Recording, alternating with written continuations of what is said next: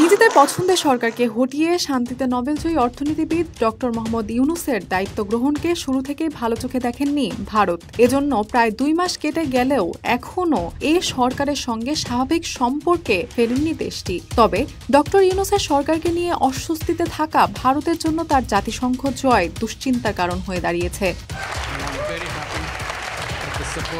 পশ্চিমা বিশ্ব যেভাবে ইউনূসের সরকারকে বরণ করে নিয়েছে, তাতে এই সরকার আন্তর্জাতিক গ্রহণযোগ্যতা নয়াদিল্লির নতুন মাথাব্যথার কারণ হচ্ছে।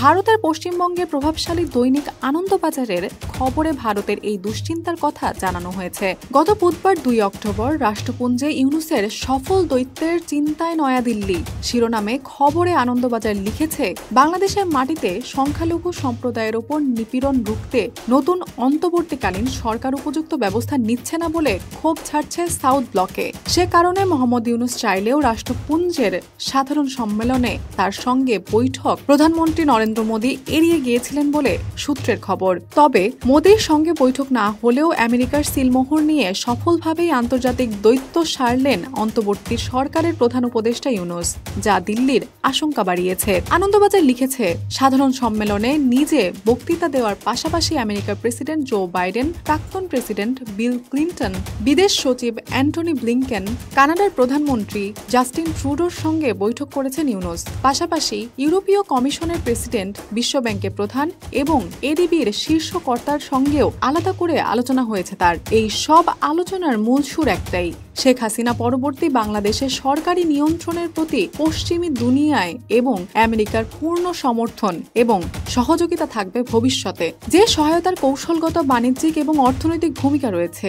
এক কথায়, ভারতের প্রতি দ্বিপাক্ষিক নির্ভরতার জায়গা সংকুচিত করাই এই মুহূর্তে ইউনূস সরকারের লক্ষ্য কিনা সে প্রশ্নও উঠে আসছে কূটনৈতিক মহলে।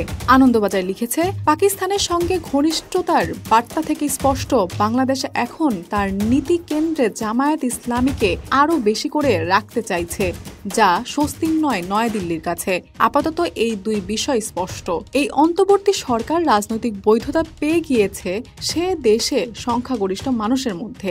2, ঢাকার সঙ্গে ইসলামাবাদের সম্পর্ক আগামী দিনে এগোলে তা নিয়ন্ত্রণ করার মতো কূটনৈতিক অস্ত্র এখনো ভারতের হাতে নেই। তাৎপর্যপূর্ণভাবে রাষ্ট্রপুঞ্জে বাংলায় বক্তৃতা দিয়েছেন ইউনূস।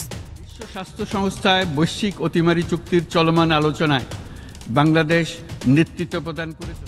এই বার্তাই তিনি দিতে চেয়েছেন, ক্ষমতার রদবদল হলেও তাকে শুধু ধর্মীয় দৃষ্টিভঙ্গিতে দেখা ঠিক নয়, বাংলাদেশের জাতিসত্তার স্বকীয়তাতেই তিনি বিশ্বাসী।